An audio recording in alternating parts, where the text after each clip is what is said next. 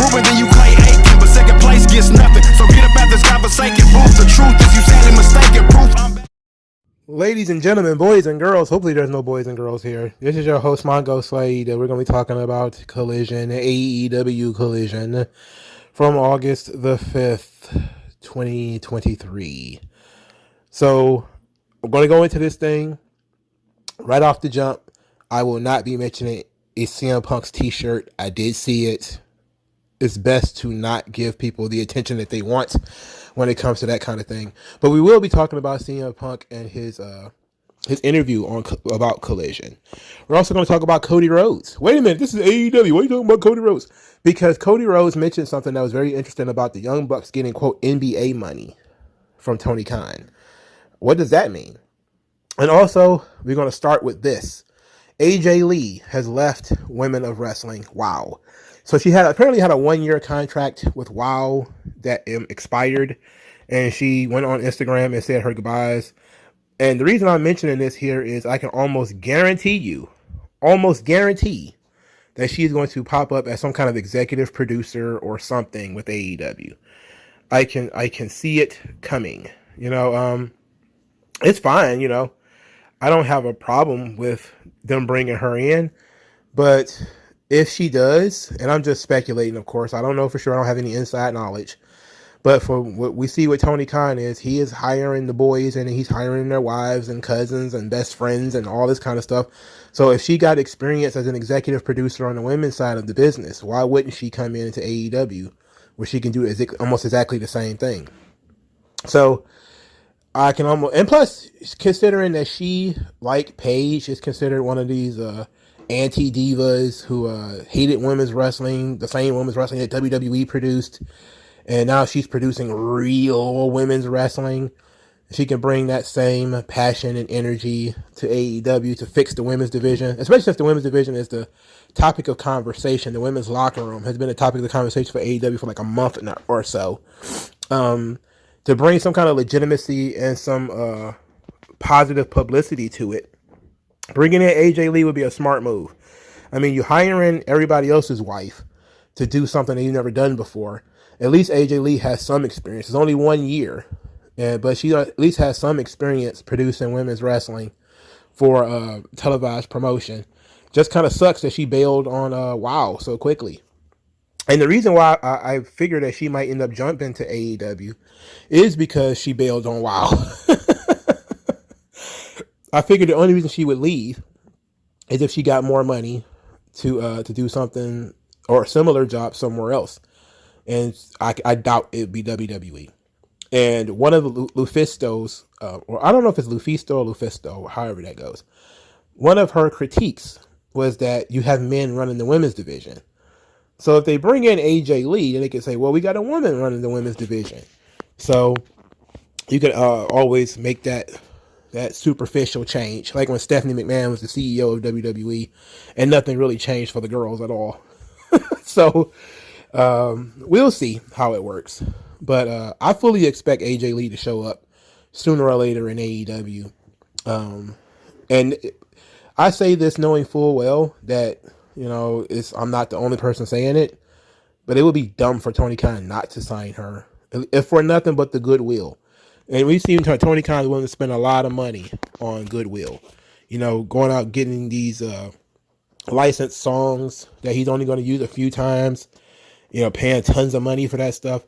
It's all for goodwill, And the money he paid to the Young Bucks, apparently, for goodwill. Because they are literally the main characters of AEW, according to them. So, the NBA money concept.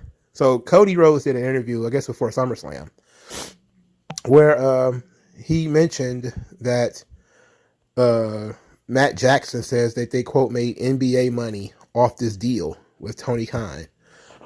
I don't know what that means. It's certainly not LeBron James money because he makes like over $100 million.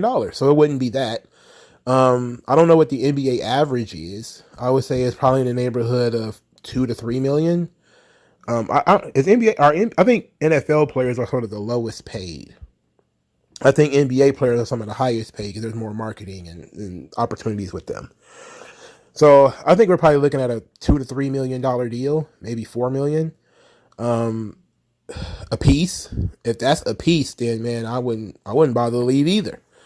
But again, Tony Khan's spending a lot of money for good public relations. But as I said before, he really couldn't let the elite leave. I mean, if they were to go, it would absolutely ruin AEW. You know, it would be literally ripping the heart out of the company. So he paid whatever he felt like he needed to pay to get these guys to stay.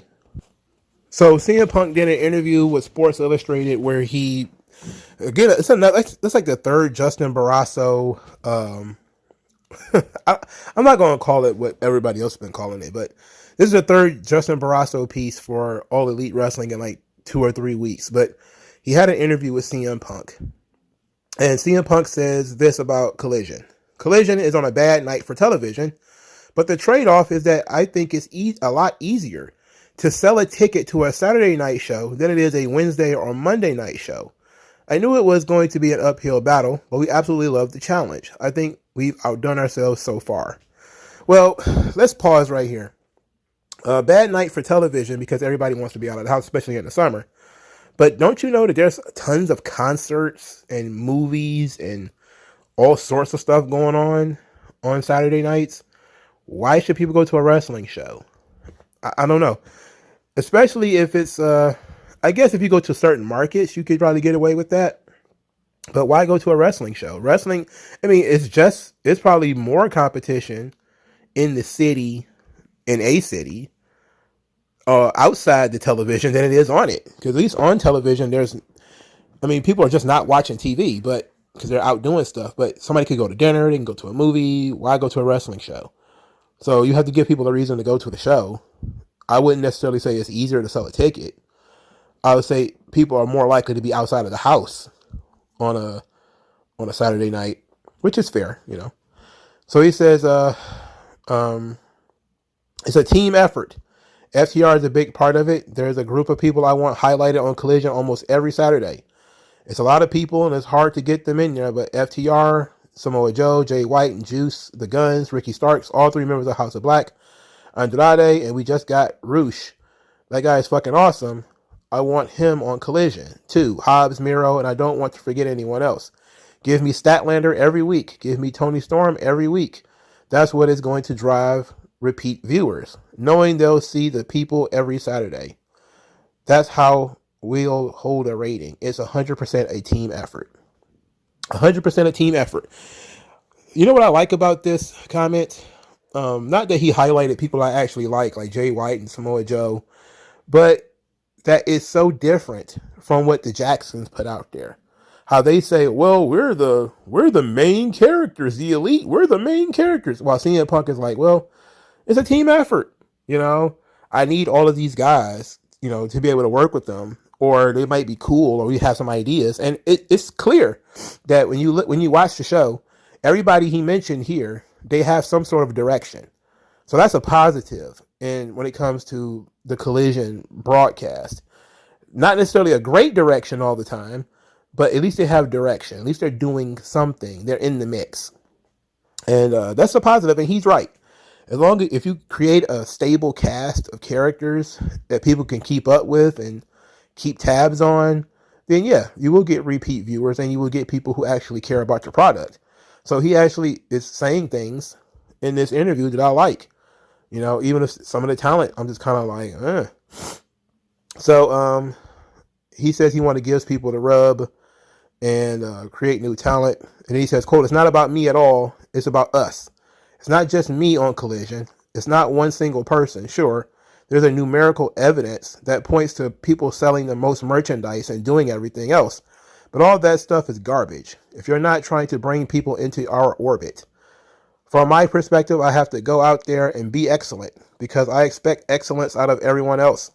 Dax expects that out of me, and I expect it out of Ricky, who expects it out of Hobbs, who expects it out of Miro. We're trying to build something out of this show. I'm pleasantly surprised so far that we are doing just that. So he's coming across like he's the guy who's actually doing something on this show. So he takes a little bit of a dig on Dynamite. Now, They have been trying to do this whole it's not a collision thing, it's not a dynamite thing. Meanwhile, CM Punk has got I'm a collision guy or trans shirt on and everything. Listen to this next statement. It's recognizing how good is Ricky is and giving him a shot. That's what collision is at the end of the day. A lot of people that didn't get the right chance on Dynamite, we do things a little different on Collision. It's a perfect fit for a guy like Ricky, and so far I think he's stepped up to the plate and knocked everything out of the park. So he's saying they dropped the ball on Wednesdays, but we're going to pick it up and carry it forward on Saturdays with a new direction. And to kind of jump ahead to the review part, Toni Storm, she dropped the title on Wednesday to Hikaru Shida, who seemingly is one of the Elite's favorites. And she's doing something completely different now on Collision that's focused on her. There's no Outcast, there's no Saraya, there's no Ruby. It's just Toni. And she's doing something that is interesting, that is furthering her character. She is responding to losing the championship on Wednesday, which is something you almost never see on Dynamite, is people actually responding to losing matches, So I like this already. This is an interesting direction. He's doing something different. So, and then of course he talks about he's not trying to compete with SummerSlam and all this kind of stuff, but we can stop right here. And it was an interesting article, even though I didn't read the whole thing. To see that CM Punk has taken ownership of this show. It's like, once again, you're told that, Tony Khan is the guy, he's the boss, he's making all the decisions. But CM Punk seems to have a vision for this show, and his vision is being completely utilized. So it's almost as if he's running the show. It's almost as if he's running the show. So again, we have to ask the question, does he have some kind of office power? This is something I haven't dropped. Does he have some kind of office, power where he can do the stuff that he's doing and go out and say the things that he's saying? Because does Tony Khan just, fund the Elite's vision and then fund CM Punk's vision? I mean, it's fine if that's what he wants to do. I'm not saying that's a bad thing, because guys have been the financiers for other people's booking for a long time. I've been reading Todd Gordon's book, and he was the financier, especially when Paul Lee took over. He still owned 51% of the company, and he was essentially the financier for ECW in the early days, but other people was booking on his behalf. It might be a similar thing here, where Tony Khan has relinquished some sort of authority or some measure of authority to CM Punk and let him just run wild with this show. And then likely he also did the same thing with the Young Bucks on Dynamite. And we know that he did that initially, but maybe it happened again. Who knows? But now we know for sure that the guys who are being pushed are within the orbit of the quote unquote main characters of the show. And since CM Punk is sort of the face and voice of Collision, everybody who gets pushed is because CM Punk likes them. So there it is. And I don't necessarily have a problem with that, but it kind of breeds nepotism. Then it kind of creates those cliques that Lufisto was talking about, right? But those things don't exist. What are you talking about?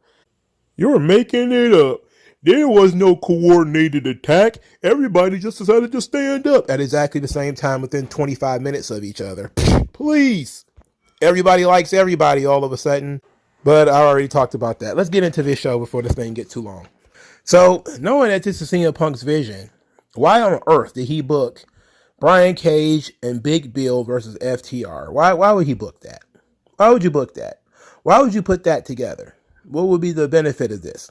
For starters, I think Big Bill started painting his fingernails, and he's also started doing weird dancing. Like, what's this weird dancing stuff that he's doing all of a sudden? I didn't get it. Maybe I was half paying attention. I'm gonna be honest with you. I didn't care about this. All right. Big Bill and Brian Cage are both losers. They're giant, muscular losers. FTR was going to win. There was just no doubt about it. So when I saw Big Bill dancing, like, he's like a giraffe on stilts, I just, politely tuned out. That big bullwinkle looking motherfucker, I just tuned out. I'm like, all right. And it was over. Okay, cool. So now we move on to FTR bald and FTR hair cutting the promo.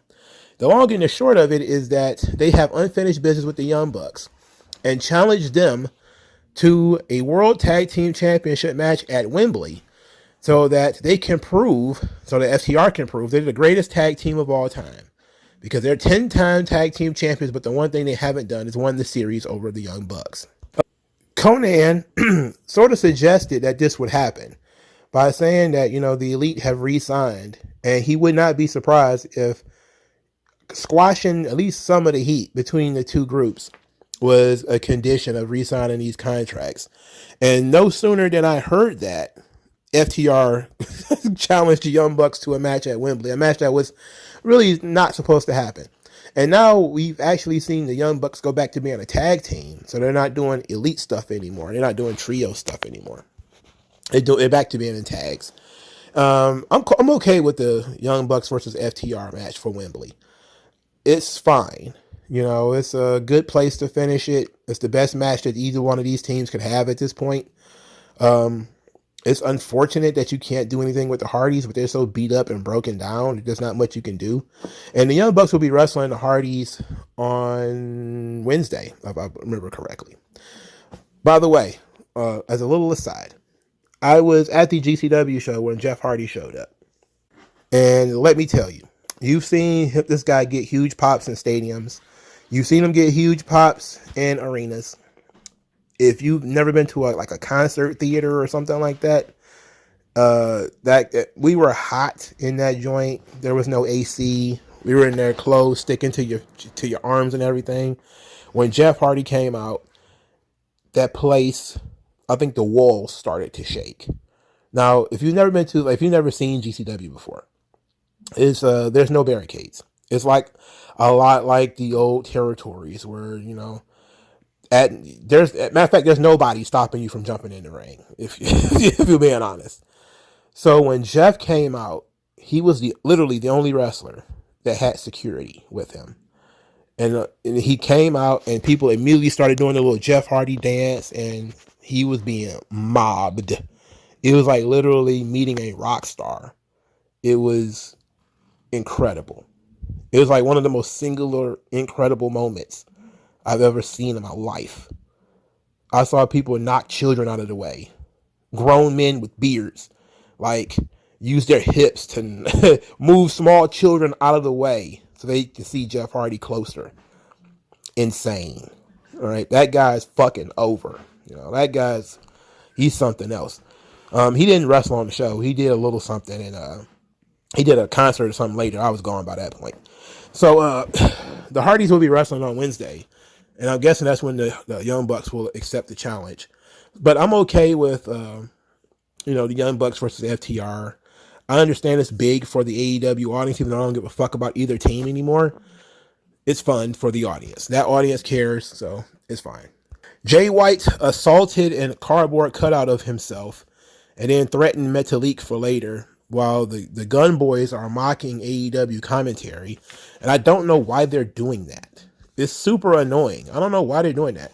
Look, the Gun Club and Juice Robinson, they're getting on my nerves. They're just loud. They're just loud for no reason. It seemingly going nowhere, but they're just loud. Like Juice Robinson is now carrying around a cardboard cutout of Jay White that he cherishes and he almost worships, and I'm like, what is going on? And the Gun Club they're wearing headphones and they're doing mock commentary. They're mocking Tony Schiavone and Jim Ross, and I'm like, why are they doing that? Am I missing something? Why is this their thing now? I understand they've kind of maxed out all of their opportunities at titles and stuff, but I'm not having fun with I don't like Juice Robinson as it is, so you're already on the wrong side of the fence there. Not having fun with the Gun Club anymore. They're super annoying, I guess that's them doing their job, but for Christ's sake, stop it. Jay White wrestled Gran Metalik on this show. Metalik quit WWE because he's a jobberello. He comes to AEW where he's treated like a jobberello. Okay. I guess some people just accept their lot in life. It is what it is. The Guns were on commentary during the match. They were, again, super annoying. Juice Robinson screaming at Metalik is super annoying. I don't get it. It would like, sometimes things are annoying, but you see the purpose of it. This just comes across as just audio chaos. These guys are mocking Tony Schiavone and Jim Ross, and this guy is screaming, and I'm like, why is any of this happening? It's all just, it's too much. Turn it down, please. Juice Robinson doesn't even need to interfere. He's just being annoying. Jay White wins the match. It was the right decision, of course. Jay White is, of course, a star. There was some talk that Jay White might be wrestling CM Punk in Wembley. Had you fooled? That's not going to happen. So who knows what he's going to be doing at Wembley. So it is what it is. Next, Chris Statlander defeats Mercedes Martinez. I found it hard to get into this match too, because I just didn't care. I didn't see Mercedes Martinez as a real threat. And in the match, it was okay, I guess. I didn't hate it. But Statlander wins with a roll-up. After the match, Mercedes Martinez continued to attack Chris Statlander. Then Diamante, who has been on this roster seemingly for 5 years, even though this company is only 4 years old. I think she's been there since the beginning. She's one of those people who came in like 6 months into the company or something. She's been there a long time. And she finally makes a television appearance, and she attacks Chris Statlander. So basically she joined forces with Mercedes Martinez. And then Willow had to come out there and save Chris Statlander. So they're building something here. They're building a storyline with Chris Statlander. Well, thank you. Finally. Thank you. I don't know if Diamante and Mercedes Martinez are two people I would have chosen. It's a fine tag team, though. They're a fine pair. They have quite a bit in common, if you know what I mean. But pretty straightforward. Nothing special. Nothing over the top. Nothing terrible. Next. Toni Storm is backstage, and she comes on television like she just woke up. Literally like she just rolled out of bed. She's wearing pajamas with no shirt, and she's got rollers in her hair. And she starts talking about, questioning whether she's still a star or not. And saying that she feels naked, and how is she not good enough? And she starts saying, "Look at the state of me." And so she ended the interview and decided she was going to go fix this, and I was like, okay. So like I said earlier, I really like this, what they're trying to do here. They're trying to do something with her where she seemingly cracked. She lost the match, kind of got embarrassed, and now she's not really sure how to move forward. So now she's, I think on commentary they mentioned that she's having like a confidence issue or something like that. I don't know if that came across as well as, they said it, but it was clear that she was having some kind of concern. But if they're going to keep having her go crazy like this, it could be fun. I want to see what the next step is but I like it. I like it so far. I like the seedlings here. It separates her from this horrendous outcast thing, which has not worked for anybody.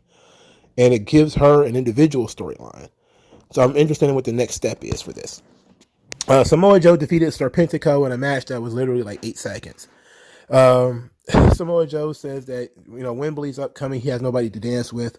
So he called out these quote unquote real world's champion and talked about the legacies and that how he lost his undefeated streak against CM Punk. He says a roll up does not fit our legacy. It's not good enough for our legacy. So he says that he's asking as a courtesy for CM Punk to respond tonight. But if he has to wait until next week, he's not going to be so nice. And he's going to have to convince him. So CM Punk versus Samoa Joe is the match that they're going to go with at Wembley. Not exactly sure that's the match I would go with, especially considering you just did it on TV. I don't know if I would go with that. There would have to be something on the line, I guess. And if I remember correctly, if I get back in my time machine, I said that if they were going to do that match at Wembley, that CM Punk should have lost to Samoa Joe. And therefore, he could beat Samoa Joe with the title on the line or something to that effect at Wembley. So I kind of saw the match coming, but how they got there really doesn't make much sense. So CM Punk didn't respond to Samoa Joe. So that means next week he's going to have to escalate. So I'm cool with this. I'm fine with that. Joe, Punk, whatever. I would have preferred something fresh, but whatever. It is what it is. I mean, the AEW audience, they want to hear you play the greatest hits. And CM Punk versus Samoa Joe is one of the greatest hits. They want you to play it. Andrade had a promo that was almost unintelligible. I think I blew one of my eardrums trying to hear what the hell he was saying. I'm going to assume it was not important and skip over it. Because I never heard Andrade say much of anything other than, look at me. I never really understand anything he's saying. They definitely should just let him do it in Spanish with subtitles. I know that Tony Khan, he got brutally attacked on Twitter the one time he did a promo backstage for Andrade and he put subtitles on it. Oh, he let him speak. Let him speak his mind. It's like the guy's English second language. He's not that good at it and he's unclear. Let's go with letting him speak enough. He can speak English if he's doing a live promo. Let him do enough English where it's fine. But if you're going to do a backstage vignette or something like that, let him do it in his own language. There's nothing wrong with subtitles. All right. Stupid Americans. There's nothing wrong with subtitles. If you watch anime and if you watch foreign movies, you know subtitles exist. Let's go with that. All right. And plus, let's say you're hearing impaired or something like that, and this guy can barely speak as it is. Just go with subtitles. All right. It's so much easier for your presentation. Instead of trying to have this guy sound like he got marbles in his mouth. He sounds like a little kid with a mouthful of bubble gum. I don't understand nothing this kid's saying, man. It's unfair to him. He's going to get unfairly criticized. It's not his fault he was born in Mexico. And it's nobody else's fault either. So fucking do the subtitles and just say, if you understand Spanish, good. If you don't understand Spanish, too bad. We're going to do the subtitles for you. And anybody who's got a problem with that, fuck off. Stop being a dickhead. It's subtitles. We're going to do this. All right. The Acclaimed. They have a thing. They're emotional because Billy won't take his boots back. He blames himself for losing to the House of Black. He feels like he lost a step. But, they want everybody to know how much they love Billy and how much Billy has done for them. And they want to scissor him through the TV or something like to that effect. I hope this is a storyline, because if it's a storyline, it's a pretty good one. And they could find some way of talking Billy into coming back and, him making a triumphant hero's return and maybe even winning the trios titles. I wouldn't even be against that if this is a storyline. If this is to get the Acclaim back in the tag team division, because, well, we have to reset everybody, then the Acclaimed are going to lose a step because Billy was part of what made the Acclaim work. I know that the kids are doing most of the effort, but his legitimacy of him hanging out with them, him giving them the rub, really helped them a lot. So I don't know if they're ready to go on their own yet, but I guess we'll have to see. But I hope this is just a storyline to get them back into the trios division. Because look at the state of this trios division: the House of Black versus Darius Martin, Action Andrade, and Lee Johnson. Just three of the most interchangeable, no name, no face motherfuckers that you can find. So Darius Martin and all of these guys, because of house rules when it comes to the House of Black, you get to pick any rule that you want, and they banned Julia Hart from ringside. As if it fucking matters. As if it matters. So House of Black win, of course. This match was entirely too long, featuring the talent involved. I fucking hated it. Look at fucking Lee Johnson. What's going on here, man? None of these people are pushed or stars. Just beat them quick. Samoa Joe and Serpentico was perfect. This guy has no business being in the ring with Samoa Joe, and we acted like it. We behaved accordingly. These fucking guys have no business having a trios title match against House of Black. Who are they even? Treat them accordingly. 3 minutes. Out.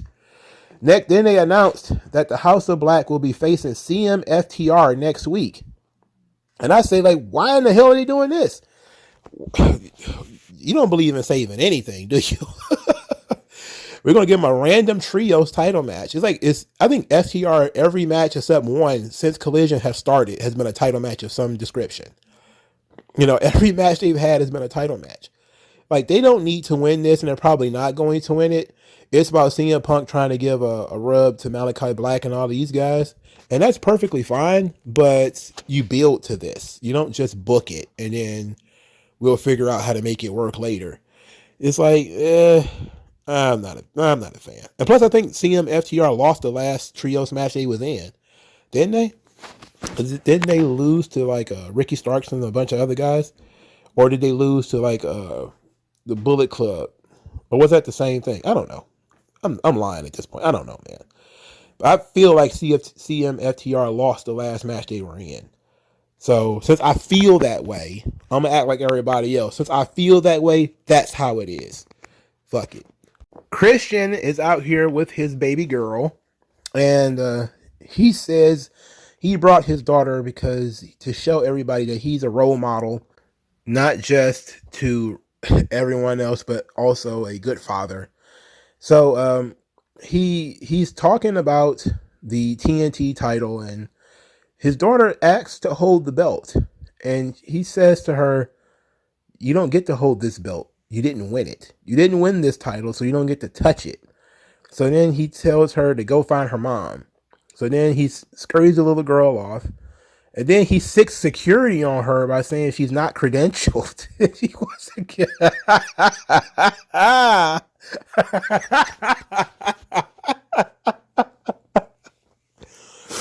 Oh, that was great. Christian he's finding new ways to be a dickhead, He did it to his own daughter. That was great. That's going to make dinner awkward, isn't it? How many Barbies do you think she got for that scene? Did she get paid for that, by the way? I would hope so. Pay the baby for being on TV. Use her name, image, and likeness. Why didn't you use her name, her image, and likeness? Okay. So Powerhouse Hobbs is still tied in a knot with QT Marshall. Oh my Jesus. But on a positive note, it looks like they're trying to unravel this thing. So QT claims that he got Powerhouse Hobbs an opportunity in Chicago, but he also got him a Cuban link chain, and he said he spent a lot of money on it. So Hobbs told him he didn't want his help and doesn't need it, but he took the chain anyway. And it seems like we're going to be working our way out of this Hobbs QT Marshall program. Hopefully, if CM Punk has taken over, he can write an edict that QT Marshall is not to be within 100 yards of Collision. And if he does that, I can't wholeheartedly say I would be a fan of CM Punk because of some of the things he says and does. But he would get a plus 5 points in my book. 5 points if he bans QT Marshall from Collision. I would give him 5 good boy points if he can get QT Marshall the fuck out of here.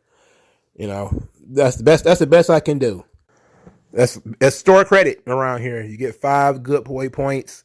When you get to like 100 good boy points, then I guess you get a certain prize or something. You get a no prize. But I would give CM Punk plus 5 if he can get rid of QT Marshall. That'd be a big plus 5 in my book because he needs them. He doesn't have a lot of good boy points at all. Oh, Phillip. Fuck Phillip. I wouldn't say stuff like that if he had good boy points, by the way. Hobbs has good boy points because he rules. QT Marshall, negative. He's negative. I'm about ready to throw that bitch in the wood chipper myself. All right. Let's move on to the main event. Main event of the evening, Ricky Starks versus CM Punk for the real world title. And I believe Ricky Steamboat was supposed to be the referee, but he ends up being the outside the ring special enforcer of sorts. Also, Jim Ross did commentary here, and Jim Ross didn't add that much, if we're being honest. But he changed Ricky Starks' nickname. He called him Pretty Ricky Starks, which is probably going to end up sticking because Absolute, it's okay, but Pretty Ricky works, But I'm pretty sure that might already be trademarked because there was a band called Pretty Ricky. So who knows? But I really like this match.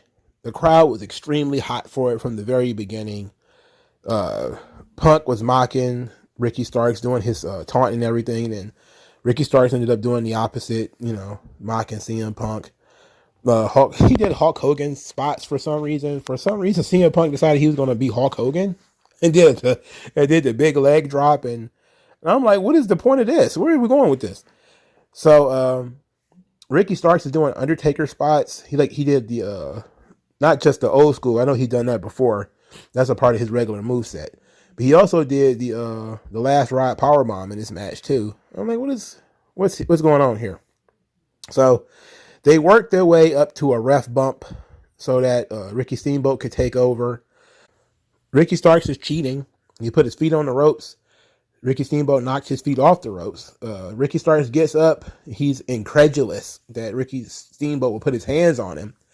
While he's doing that, CM Punk just rolls him up with a schoolboy. Steamboat gets in the ring, counts to 3. CM Punk wins. Good finish. Didn't bury Ricky Starks. It actually kept him pretty strong because he had the upper hand when the ref went down. Ricky Steamboat didn't have to do much, at least not at this point in time. He just had to maintain the peace, and he was fair. That was his gimmick. He was fair. When CM Punk was punching Starks in the head, Steamer pulled him off, and that led to Punk and Steamboat kind of squaring up a little bit, So after the match, Steamboat gets in the ring to count the 3 count. Then he raises CM Punk's hand, and Ricky Starks is sitting on the floor, and he's, again, incredulous that this has happened.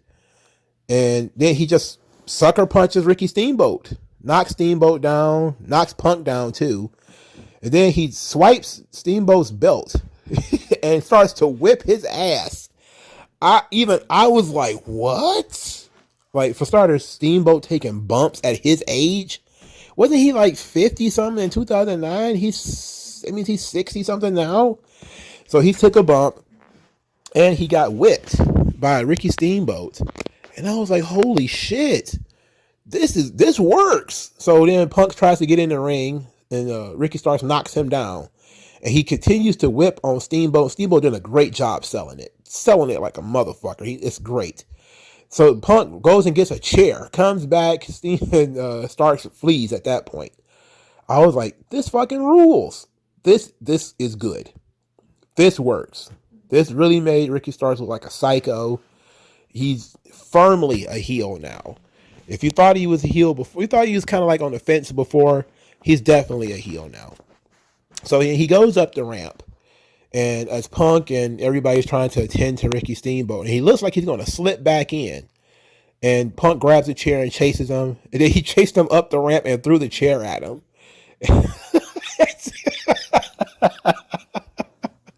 Which, of course, should have told Starks, okay, he doesn't have the chair anymore. You should come back now. But Starks didn't come back. And that's kind of how we ended the show. So this was great. The main event was great. They nailed it. They nailed this. I don't like the idea of CM Punk defending this artificial world title because you already have an artificial belt in the FTW belt. Like, we got so many belts now that we're starting to just make them up. Like, I'm the champion. No, I'm the champion. Like, why can't somebody just show up? Like, why can't Matt Cardona show up and like, I'm the internet's champion and I'm going to defend this title? It's like, why not? I mean, everybody else is doing it. Shit. I don't like the idea we have so many unofficial, unsanctioned championships running around. But you could look at it in terms of Punk is putting his belt up. It might not be the actual championship of world title, but you can bet anything in wrestling. You could bet, your mask. You could bet your hair. He's betting his belt, So that's fine with me. I just don't like the idea of it because there's another one running around already. If we didn't already have that FTW belt, this would be fine. But the storyline that we got here where Ricky Starks is over the edge now, I like it. This is great. My problem here is that now that he's wrestled CM Punk, who is essentially the top guy in this show, where does he go from here? And that's the same situation I have with the Bullet Club Gold. It's like, okay, you feuded with CM Punk already. He's the top of the card. Where do you go from here? Now that you have matches with the top of the card, I mean, same issue we got with House of Black next week.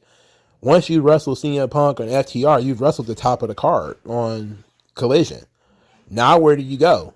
The show hasn't been burned around for 2 months yet. And a lot of these guys have already touched CM Punk. Instead of taking your time and having guys who haven't touched CM Punk yet and building up to that, it can mean something more. And I think Ricky Starks needed the CM Punk feud. I'm not saying that, I would have done anything else with him. I think he needed it. He needed to be rehabbed after that MJF disaster and that Jericho disaster. He definitely needed something to get moved to the next level. But I'm just concerned about where he's going to go next. Where does his character arc continue? There's no titles for him to win. He needs a championship to win. What is he going to do? He going to win the TNT belt? I don't know. It's already on a heel. There's no other title for him to win.